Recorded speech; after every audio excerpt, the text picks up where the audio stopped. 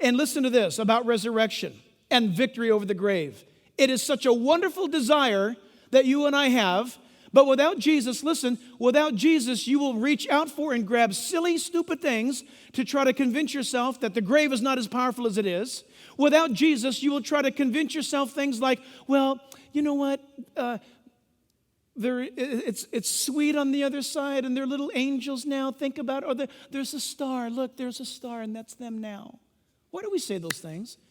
Those are sweet things that have absolutely no meaning. The heart longs for absolute victory over the grave.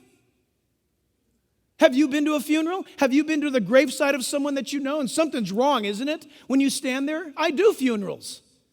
And when you're standing there and you hear people weeping, Jesus wept, at a funeral. Everyone's life is interrupted.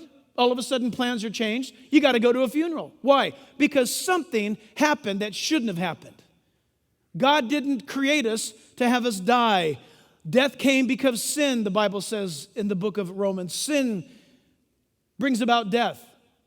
And when you're at the graveside of someone, there's something wrong about this. This is a person, listen, created in the image of God, and they're being interned into the ground? Something's wrong here. Absolutely true. And that's why God has given us victory over the grave. Have you lost someone?